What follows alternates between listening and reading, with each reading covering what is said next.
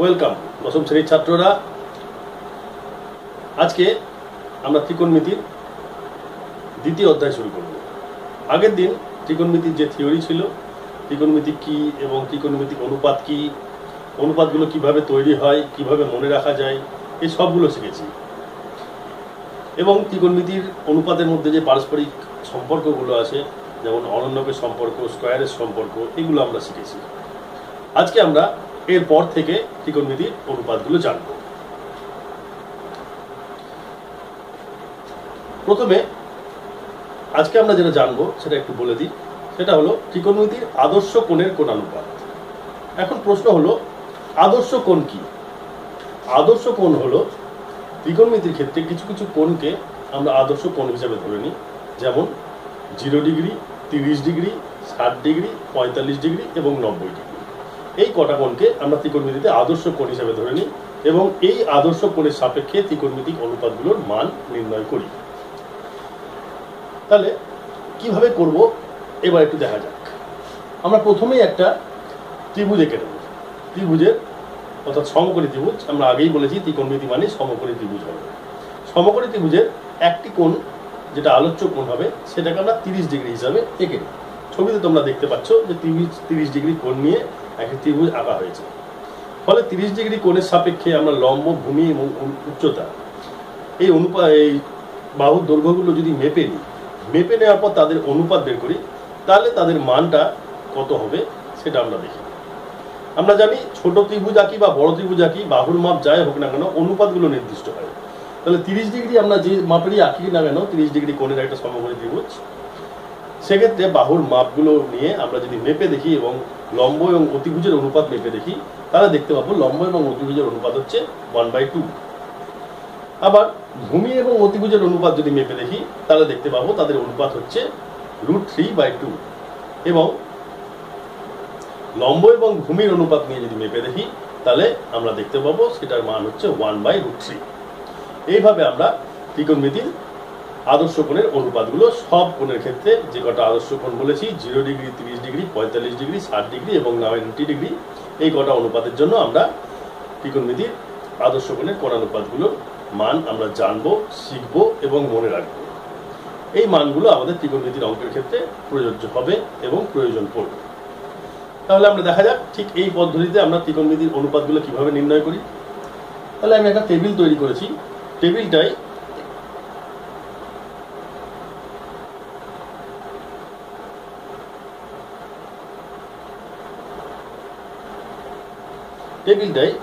আমরা ত্রিকোণমিতিক অনুপাতগুলোর এতগুলোর মান 30, 60, 0, 45, 90 এতগুলো কোণের মান, সাইন, কস, কট, কোসেক, সেক, এগুলো সব কটার মান যদি মনে রাখতে হয়, তাহলে আমাদের একটা অবশ্যই শর্টকাট রুল ফলো করতে হবে, কারণ এতগুলো মান আমাদেরকে মেমোরাইজ করতে হবে বা মনে রাখতে হবে।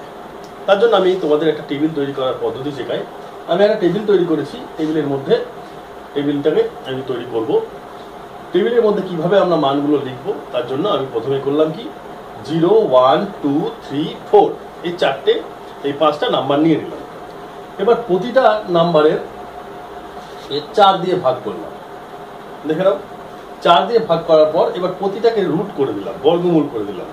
বর্গমূল করার ফলে প্রথমটার মান এলো 0/4 তার বর্গমূল অর্থাৎ 0।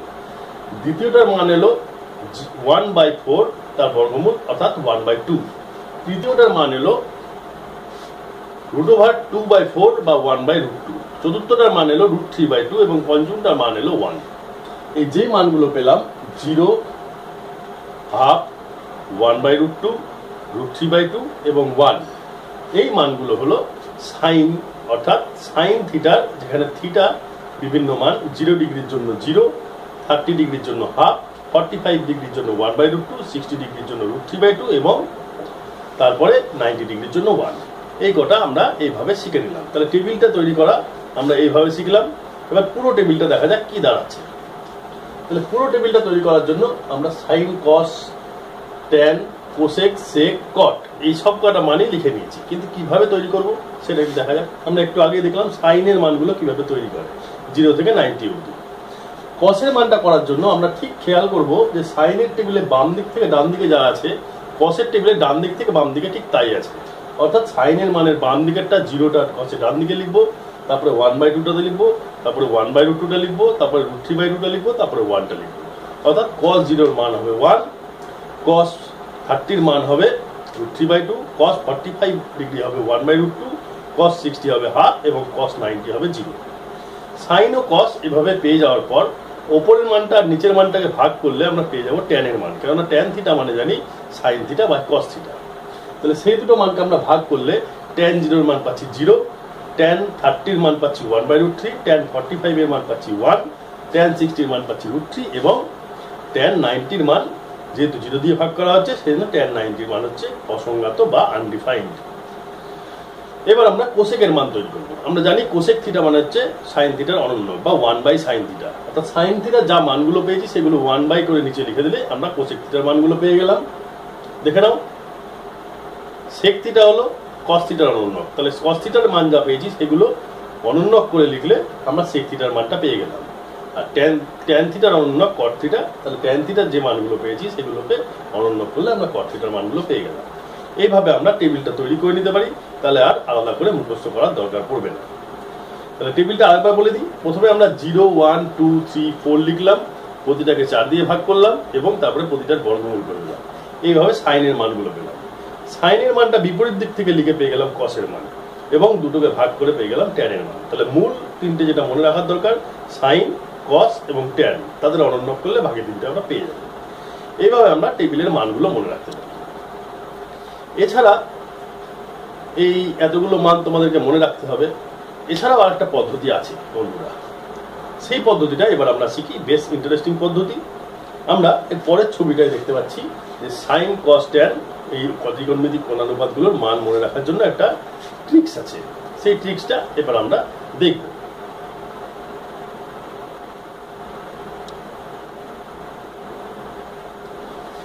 ছবিতে দেখতে পাচ্ছি একটা বাম হাতের চিহ্ন দেখানো হয়েছে।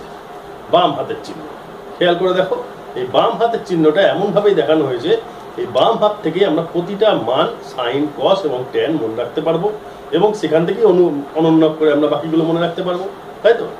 তাহলে বাম হাতটা আমরা করবো কি, এটাকে 0 ডিগ্রির আঙুল ধরবো, এটাকে 30 ডিগ্রি, এটা 45 ডিগ্রি, এটা 60 ডিগ্রি, এটা 90 ডিগ্রি। তাহলে তোমরা এইদিকে দেখতে পাচ্ছ এই দিকটা ডান দিক, এই দিকটা বাম দিক। আমরা মনে রাখবো এই মাঝের আঙুলের ডান দিকটা সবসময় ডান দিকে যখনই যাবে তখন সাইন, বাম দিকে যখনই যাবে তখন কস, অর্থাৎ সাইনের জন্য ডান দিক এবং কসের জন্য বাম দিক, এটা আমরা মনে রাখবো। তাহলে কিভাবে করবো দেখে নি। আমাদের মনে করা হলো যে সাইন 30 মান বের করবো। তাহলে এইটা হলো 30 আঙুল, 30 আঙুলটাকে আমরা ভাঁজ করলাম। তাহলে এবার সাইন 30, সাইনের জন্য ফর্মুলাটা মনে রাখবো ডান দিকে, যে আঙুলটা ভাঁজ করেছি তার ডান দিকে যতগুলো আঙুল আছে তার বর্গমূল বাই 2, অর্থাৎ সাইনের বাদিকে 30 বাদিকে আছে একটা আঙুল, তাহলে √1/2, অর্থাৎ সাইন 30 মান হয়ে গেল 1/2 অর্থাৎ হাফ। এবার যদি আমরা সাইন 60 বের করতে যাই, এটা 0, 30, 45, 60, তাহলে এটাকে ভাঁজ করলাম, এর ডান দিকে কতগুলো আঙুল আছে, 3টে, তাহলে √3/2। এরকম ভাবে আমরা সাইন 90 মানও বের করতে পারি, এটাকে ভাঁজ করলাম, √4/2, অর্থাৎ 2/2 1 হয়ে গেল। এইভাবে আমরা নিজের হাত দেখেই সাইনের মানগুলো নির্ণয় করতে পারি। ঠিক অনুরূপভাবে কসের মানও নির্ণয় করতে পারি। দেখা যাক, কস 30 মান বের করবো। তাহলে এবার বাম দিক দেখবো, বাম দিকে কটা আঙুল আছে, 3টে, তাহলে cos 30 মান হচ্ছে √3/2। এরকম ভাবে আমরা সাইন এবং কসের সবকটা মানে নিজের হাতের তালু থেকে আমরা নির্ণয় করতে পারি। এই জন্য এটাকে বাম হস্ত সূত্র বলা যেতে পারে। ট্যানের মান কি করে নির্ণয় করবো, আমি 30 ডিগ্রি আঙুলটা ধরে আছি দেখো, তাহলে ট্যানের মান নির্ণয় করবো এরকম ভাবে, √, বাম দিকে কটা আঙুল, ডান দিকে কটা আঙুল আছে বাই বাম দিকে কটা আঙুল আছে, তাহলে tan 30 মান হচ্ছে 1/√3, ঠিক আগের মতো। তাহলে এই হাতের তালুর সাহায্যে আমরা সাইন, কস, ট্যান এদের মান মনে রাখতে পারি এবং এদের মান মনে থাকলেই আমরা মনে রাখবো যে কোসেক, সেক ও কট তাদের অনন্য করে মানগুলো মনে রাখতে পারি। তাহলে এটা একটা ভালো ট্রিক হলো না? তাহলে এইভাবে আমরা ত্রিকোণমিতির ফর্মুলাগুলো মনে রাখতে পারি। যাই হোক, তাহলে এ তো গেল আদর্শ কোণের কোণানুপাত। এছাড়া আর কি আছে একটু দেখে নেওয়া যাক। এছাড়া আমাদের ত্রিকোণমিতিতে আছে পূরক কোণের কোণানুপাত। প্রথমে বলে দেওয়া যাক, একটু মনে করিয়ে দিই পূরক কোণ জিনিসটা কি। যে দুটি কোণ যোগ করলে তাদের যোগফল হয় 90 ডিগ্রি, তাদের একে অপরকে বলা হয় পূরক কোণ। তাহলে আমরা একটা ত্রিভুজ এঁকেছি, যেরকম সমকোণী ত্রিভুজ আঁকি, তার মধ্যে একটা কোণ হচ্ছে সমকোণ। দেখো এক্স ওয়াই জেড একটা সমকোণী ত্রিভুজ এঁকেছি, যার ওয়াই কোণটা সমকোণ। এবার সমকোণের এদিকে ডান দিকে যে কোণটা আছে থিটা নাম দিয়েছি, এবং ওপরের দিকে যে কোণটা আছে সেটাকে ফাই নাম দিয়েছি। তাহলে থিটা এবং ফাই যোগ করলে 90 ডিগ্রি হবে, এটা বোঝাই যাচ্ছে, কারণ ত্রিভুজের তিনটে কোণ 90, সমষ্টি 180 ডিগ্রি, যার মধ্যে একটা কোণ ওয়াই কোণটা 90 ডিগ্রি। তাহলে বাকি দুটো কোণের যোগফল 90 ডিগ্রি হবে, অর্থাৎ ফাই এবং থিটা পরস্পরের পূরক কোণ দাঁড়াচ্ছে। তাহলে পূরক কোণ যখন দাঁড়াচ্ছে তখন এবার আমরা একটা টেবিল তৈরি করি। টেবিলটাই দেখা যাচ্ছে যে আমরা এখানে এক্স ওয়াই জেড ট্রায়াঙ্গেলের ক্ষেত্রে X Y by X Z, অর্থাৎ লম্ব বাই অতিভুজ, এই থিটা কোণের সাপেক্ষে যখন নিয়েছি তখন সেটা হয়েছে লম্ব বাই অতিভুজ, অর্থাৎ সাইন থিটার মান দিয়েছি। আবার ফাই কোণের সাপেক্ষে যখন নেব তখন ফাইয়ের বিপরীতে এটা হয়ে যাবে ভূমি, এক্স ওয়াই হয়ে যাবে ভূমি, এবং নিচেরটা হয়ে যাবে লম্ব। তাহলে সেক্ষেত্রে ফাই কোণের সাপেক্ষে X Y by X Z এটা মান দিচ্ছে কিসের না কসের। তাহলে একই ক্ষেত্রে X Y by X Z একবার সাইন থিটার মান দিচ্ছে এবং কস ফাইয়ের মান দিচ্ছে। তাহলে আমরা লিখে দিতে পারি ফাইয়ের জায়গায় যদি 90 মাইনাস থিটা লিখি, তাহলে দুটোই সমান করে আমরা লিখতে পারি sine theta equal to cos 90 minus theta. ঠিক সেরকম ভাবে অন্যান্য অনুপাতগুলো আমরা টেবিলের সাহায্যে দেখিয়েছি, যে নির্দিষ্ট আরো কতগুলো ফর্মুলা পেলাম। যেমন প্রথমটা পেয়েছি sine theta equal to cos 90 minus theta, তারপরে cos theta equal to sine 90 minus theta, tan theta equal to cot 90 minus theta, cosec theta equal to sec 90 minus theta, sec theta equal to cosec 90 minus theta, এবং cot theta equal to tan 90 minus theta. এই ফর্মুলাগুলো আমরা এইভাবে মনে রাখবো। এইগুলি হলো পূরক কোণের ফর্মুলা। তাহলে আমরা অনেকগুলো ফর্মুলা পেলাম। প্রথমে আমরা অনুপাতের সম্পর্কগুলো পেয়েছি, লম্ব বাই ভূমি মানে কি, লম্ব বাই অতিভুজ মানে কি, এগুলো মনে রাখতে হবে ত্রিকোণমিতিতে। আর কি মনে রাখবো? স্কোয়ারের সম্পর্কগুলো, অনন্যকের সম্পর্কগুলো, কোণের মান দ্বারা সৃষ্ট অর্থাৎ আদর্শ কোণের কোণানুপাত, এবং পূরক কোণের সম্পর্ক। এই সম্পর্কগুলো আমরা এবার ত্রিকোণমিতিতে বহুলভাবে ব্যবহার করব, সেজন্য এগুলোকে আমাদেরকে মনে রাখতেই হবে। অর্থাৎ ত্রিকোণমিতি করার জন্য এগুলো মনে রাখতেই হবে। তবে বন্ধুরা, আমরা কিছু ট্রিক শিখলাম, যে ট্রিকের মাধ্যমে আমরা খুব সহজেই মনে রাখতে পারবো ত্রিকোণমিতির ফর্মুলাগুলো। এইবার ত্রিকোণমিতিতে যে ফর্মুলাগুলো করেছি সেই ফর্মুলাগুলো মনে রাখার জন্য আর একটা ট্রিক্স দেখি। এখানে কিন্তু অনেকগুলো ফর্মুলা একসাথে মনে রাখতে পারবো। তাহলে দেখে নি, মনে হবে যে ম্যাজিকের মতো। হ্যাঁ, তাহলে special tricks to remember trigonometric formula, একটা স্পেশাল ট্রিক আছে। স্পেশাল ট্রিকটা কি একটু দেখি। Magic hexagon. হেক্সাগন মানে ষড়ভুজ, আর এটা একটা ষড়ভুজ যেটা ম্যাজিক করবে। কিরকম ম্যাজিক করবে? ত্রিকোণমিতির ম্যাজিক। দেখা যাক। আমরা একটা ষড়ভুজ এঁকেছি, যার কেন্দ্রে একটা 1 দেওয়া আছে। ষড়ভুজের ত্রিভুজগুলো, 6টা ত্রিভুজ যে তৈরি হয়েছে কর্ণগুলো যোগ করার ফলে, সেগুলো আমরা দুরকম রং দিয়েছি, গোলাপি রং দিয়েছি এবং আকাশি রং দিয়েছি। এবং যে শীর্ষবিন্দুগুলোতে ত্রিকোণমিতির অনুপাতগুলো লেখা আছে। দেখা যাক। সাইন, তার পাশে লেখা আছে কস, তারপরে লেখা আছে কট, তারপরে লেখা আছে কোসেক, তারপরে লেখা আছে সেক, তারপরে লেখা আছে ওইদিকে ট্যান, আর মধ্যখানে লেখা আছে 1। এবার দেখা যাক এটা কিভাবে ম্যাজিক করে। মনে রাখবো, আমরা ত্রিকোণমিতির যেসব ফর্মুলাগুলো পড়েছি, এইবার সেসব ফর্মুলা সবকটাই এই ম্যাজিক হেক্সাগনের মধ্যে ঢুকে আছে। কিরকম দেখা যাক। প্রথমে আমরা ঘড়ির কাঁটার বিপরীত দিকে যাই, তাই তো? ঘড়ির কাঁটার দিকে, সরি বিপরীত না, ঘড়ির কাঁটার দিকে। আমরা ঘড়ির কাঁটার দিকে যদি যাই, তাহলে যে কোনো একটা কর্নারে যা আছে, যে কোনো প্রান্তবিন্দুতে যা আছে, সেটা তার পরের দুটোর অনুপাত হবে। যেমন দেখতে পাচ্ছ tan theta equal to sine by cos, অর্থাৎ ট্যান থিটাটা সাইন বাই কসের অনুপাত। ঠিক সেরকম ভাবে আমরা বলতে পারি সাইন থিটাটা হলো কস আর কটের অনুপাত, কস থিটার হলো কট আর কোসেকের অনুপাত। তোমরা কোষে দেখতে পারো, এগুলো এরকম ভাবে অনুপাত ভাবে তৈরি করা যায়। তাহলে এই ম্যাজিক হেক্সাগন থেকে আমরা একটা ফর্মুলা পেয়ে গেলাম, কি, যে sine theta by cos theta equal to tan theta, অর্থাৎ অনুপাতের সম্পর্কগুলো পেলাম। আবার দেখতে পাচ্ছি কর্ণ বরাবর যদি তাকাই, তাহলে সাইনের কর্ণের বিপরীত কর্ণে আছে দেখো কোসেক। তাহলে সাইন আর কোসেকের কি সম্পর্ক না অনন্যকের সম্পর্ক। আর একটা কর্ণ দেখি, দেখো কসের বিপরীত আছে সেক, তাহলে কস আর সেকেরও সেই অনন্যকের সম্পর্ক, অর্থাৎ cos into sec, cos theta into sec theta equal to 1। Tan আর কটেরও অনন্যকের সম্পর্ক।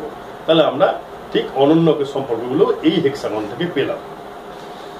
এবার তোমরা আকাশী ত্রিভুজগুলো একটু ফলো করো। আকাশী ত্রিভুজগুলো যদি ফলো করি তাহলে দেখতে পাচ্ছি যে ত্রিভুজের ঘড়ির কাঁটার দিকে বাম দিক থেকে শুরু করে ঘড়ির কাঁটার দিকে যদি যাই তাহলে কি হবে, বাম দিক থেকে শুরু করে ঘড়ির কাঁটার দিকে গেলে পরপর দুটোর বর্গের যোগফল তৃতীয়টা হবে আকাশী ত্রিভুজে। তাহলে প্রথম আকাশী ত্রিভুজটায় দেখি sine square theta plus cos square theta equal to 1। তাহলে এই সম্পর্কটা পেলাম। বাম দিকের আকাশী ত্রিভুজটায় দেখি tan square theta plus 1 equal to sec square theta, আর একটা ফর্মুলা পেয়ে গেলাম। ডান দিকের আকাশী ত্রিভুজটায় দেখি 1 plus cot square theta equal to cosec square theta. তাহলে এখান থেকেও আরো তিনটে ফর্মুলা আমরা পেয়ে গেলাম। আর কিসের ফর্মুলা থাকলো না, পূরক কোণের ফর্মুলা থাকলো। এবার পূরক কোণের ফর্মুলাটা পাওয়া যায় কিনা দেখি। পূরক কোণের ফর্মুলা পাওয়া যাবে। এবার আমরা ভূমির সমান্তরাল সরলরেখা অনুযায়ী দেখি। ভূমির সমান্তরালে আছে দেখো সাইন থিটা এবং কস থিটা, যাদের পূরক কোণের সম্পর্ক, তাহলে বলতে পারি sine theta equal to cos 90 minus theta বা cos theta equal to sine 90 minus theta. এদিকে দেখো tan theta equal to cot 90 minus theta এবং কট থিটা মানে ট্যান 90 মাইনাস থিটা। ঠিক সেরকম ভাবে কোসেক থিটা মানে সেক 90 মাইনাস থিটা এবং সেক থিটা মানে কোসেক 90 মাইনাস থিটা। তাহলে এইভাবে আমরা ম্যাজিক হেক্সাগনের মাধ্যমে ত্রিকোণমিতির যে কটা ফর্মুলা আমাদের প্রয়োজন তার বেশিরভাগই আমরা এখানে পেয়ে গেলাম। তাহলে এটা ম্যাজিক না, এই জন্য এটা বলা হয় ম্যাজিক হেক্সাগন। তাহলে বন্ধুরা ত্রিকোণমিতির আমরা যে ফর্মুলাগুলো ক্লাস 10 অবধি ব্যবহৃত হয় সেই ফর্মুলাগুলো আমরা তৈরি করলাম এবং কিভাবে মনে রাখবো তাও দেখলাম। তাহলে এর পরবর্তী পর্যায়ে আমরা ত্রিকোণমিতির সমস্যা সমাধান শুরু করব।